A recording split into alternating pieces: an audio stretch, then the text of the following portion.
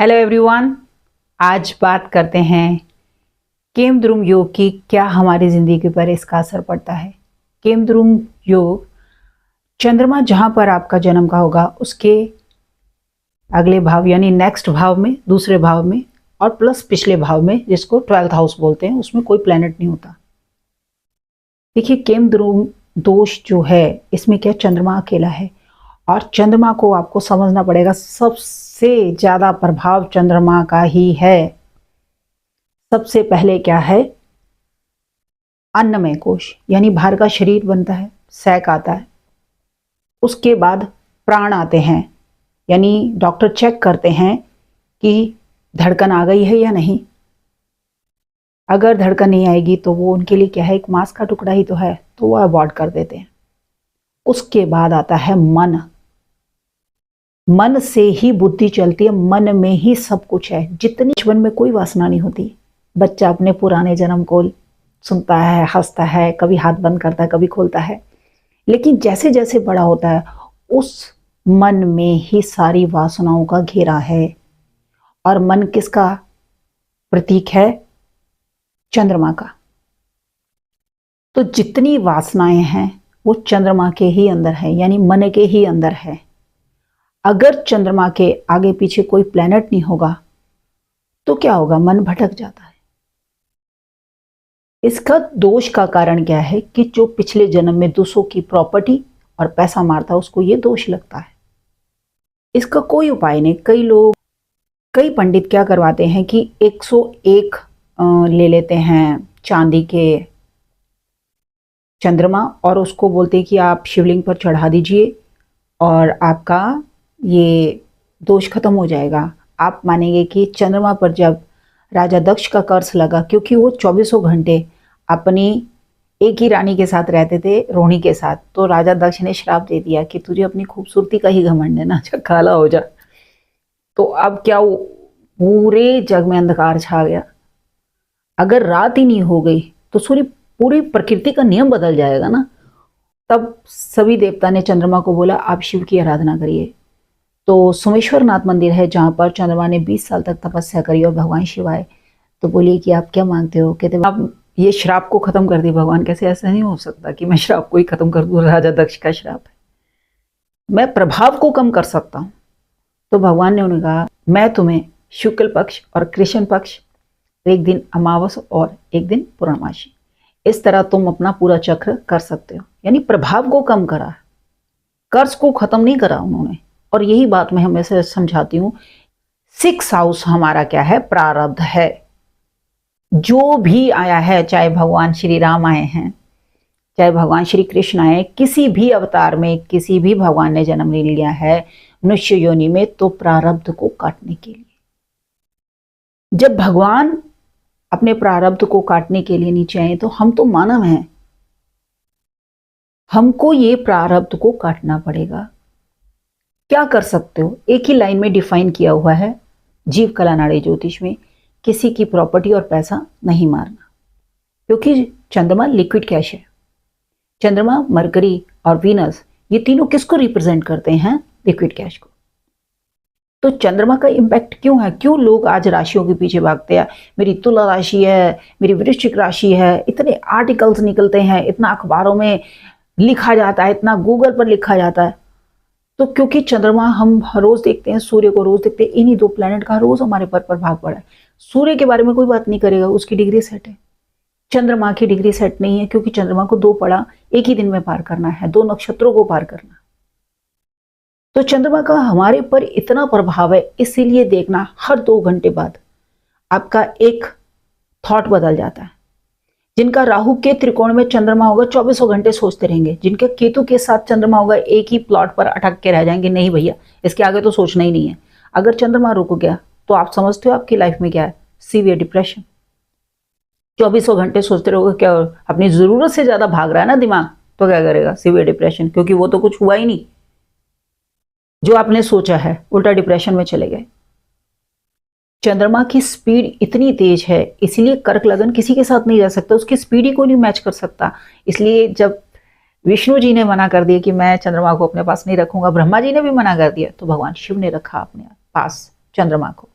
आप देखिए उनके सिर पर है विराजमान चंद्रमा, और चंद्रमा सारी फसाद की जड़ ही चंद्रमा है। सबसे बड़ा चीटर, मन को लुभाना। अभी आपके मन में वासना कैसे आई? किसी को फूड खाते हुए आपने देख ले तो मन में वासना कि हाय मैं भी ऐसा खाना खा लूं। किसी को सुंदर देखा, अरे मैं भी ऐसा कॉस्मेटिक यूज कर लूं। किसी को आपने देखा कि इसने तो पिज्जा मंगा के खाया, इसने बर्गर मंगा के खाया, इसने तो कॉस्मेटिक। ये सारी क्या है? ये लालसा कौन पैदा करता है? सिर्फ और सिर्फ चंद्रमा। अगर चंद्रमा के पीछे या आगे कोई प्लेनेट नहीं है तो क्या है? चंद्रमा क्या है? मन है, कहीं भी भागेगा। तो ये पॉजिटिव डायरेक्शन में भी जा सकता है और नेगेटिव में भी जा सकता है। इस बात का आप ध्यान है, इसलिए इसको एक दोष माना गया है। दोष क्यों लगा है वो मैंने आपको बता दिया। जो पिछले जन्म में प्रॉपर्टी और पैसा मारता उसको ये दोष लगता है, चंद्रमा अकेला होगा।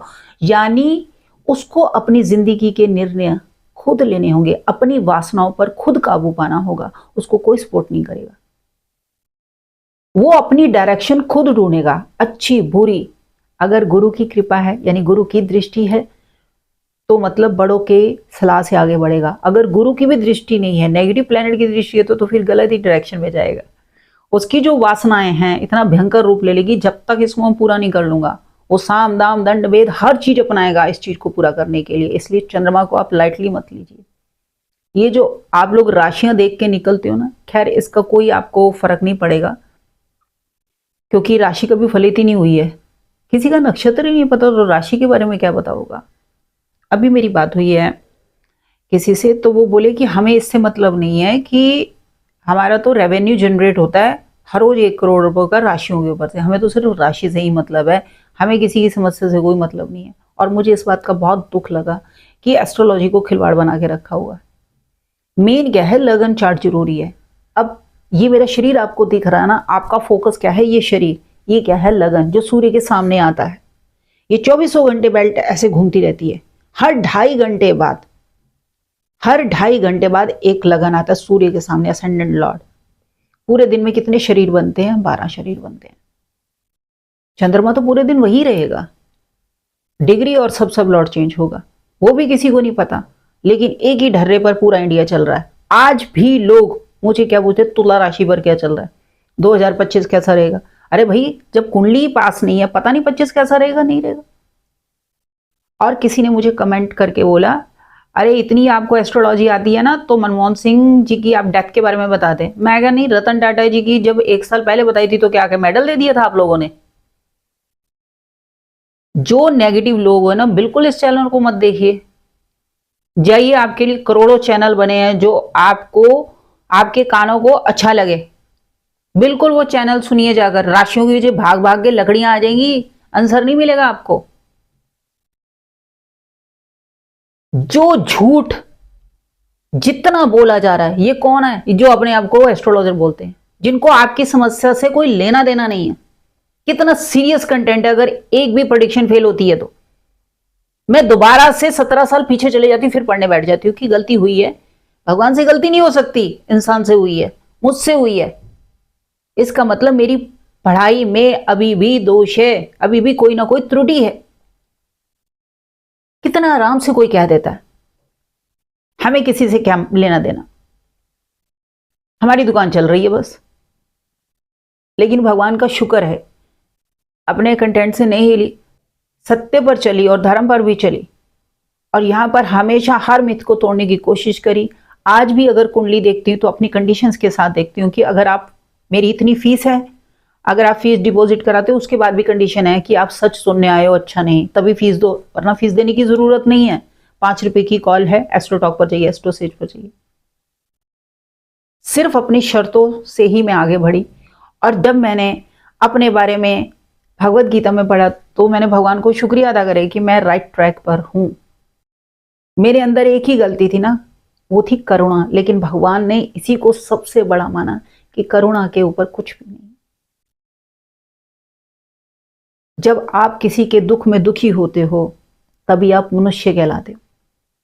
और मैं इस चीज को नेगेटिव मान रही थी कि मेरी कुंडली में सबसे माइनस पॉइंट क्या है कि मैं बहुत ज्यादा इमोशनल हूं, हर किसी के दुख में मैं इन्वॉल्व हो जाती हूँ। और मेरे को हर किसी सर ने रोका कि नहीं, आपका काम सिर्फ प्रेडिक्शन करना है। अब जाकर मुझे इस बात का जवाब मिला, क्या भगवद गीता आपसे है? द्वापर युग से है, लेकिन आज मुझे पढ़ने का सौभाग्य मिला। और ये चैनल है विश्व गुरु, आप लोग भी सुनिए, काफ़ी आपके डाउट क्लियर हो जाएंगे। वहाँ पर बहुत सारे उपनिषद भी हैं और भी बहुत सारे सब्जेक्ट डिस्कस किए हुए हैं, तो आप लोग उनके चैनल को सुनिए, क्योंकि उनका जो तरीका समझाने का है बहुत साइंटिफिक तरीके से वो समझाते हैं। ऐसा नहीं कि मैं उनको कोई प्रमोशन दे रही हूँ। मुझे हमेशा क्या लगता है कि सत्य दुनिया के सामने आना चाहिए, वो किसी के भी माध्यम से आए, सत्य दुनिया तक। आपको किसी भी टीचर की बात बस समझ आनी चाहिए, भ्रम में आपको नहीं फंसना। अगर केमदुम दोष है तो इसका आपकी लाइफ पर क्या इम्पैक्ट पड़ेगा कि आप निर्णय ही गलत लोगे। क्योंकि अब हमें क्या ना कि भाव नहीं पता, नक्षत्र नहीं पता, उसका सब लॉर्ड नहीं पता, तो आप प्रेडिक्शन कैसे कर देते हो? मुझे तो यही समझ नहीं आ रहा। अभी तो एक ऐसे एस्ट्रोलॉजर आए हैं जिनको पहले से ही पता लग जाता है, अरे इसका डाइवोर्स होने वाला है, इसका ये होने वाला है। मैंने कभी भी इस चीज को नहीं लिया। क्यों? जब तक date of birth, time, place नहीं है तब तक मेरे से प्रेडिक्शन भी नहीं होती, या सामने वाला जब तक कोई प्रश्न कुंडली में एक प्रश्न नहीं पूछता तब तक मैं प्रेडिक्शन नहीं करती। रैंडम थॉट नहीं चलेंगे एस्ट्रोलॉजी में। इसीलिए मैंने इतनी तिरस्कार देखा है एस्ट्रोलॉजी का, इतना तिरस्कार। और कौन रहा है? हिंदू धर्म ही एस्ट्रोलॉजी का तिरस्कार कर रहा है। भगवत गीता में जो भगवान ने विधियां बताई हुई है उसमें एस्ट्रोलॉजी सर्वोपरि बताई गई है। और आप क्या करते हो? झूठ बोलकर। एक झूठ बोलता है, तिरस्कार सारे एस्ट्रोलॉजर का होता है। ये मत सोचिए हमारे दिग्गज एस्ट्रोलॉजर नहीं है, बहुत बड़े बड़े एस्ट्रोलॉजर हैं, लेकिन वो कभी भी लाइमलाइट में नहीं है, सोशल मीडिया में नहीं, क्योंकि उनको आपसे कोई मतलब नहीं है, क्योंकि आप वो सुनोगे ही नहीं सत्य, आप सत्य को दोगे गाली। जिसमें भी ये है केमद्रुम दोष, तो आपने किसी की प्रॉपर्टी, किसी का पैसा नहीं मारना, जो करके आए उसको दोबारा नहीं करना, इतना ही सिर्फ प्रभु ने कहा है। अपने आप में सुधार कीजिए। तो अगली बार मिलते हैं एक और कंटेंट के साथ। मेरी वीडियो को लाइक करें, शेयर करें। God bless you all, God bless me.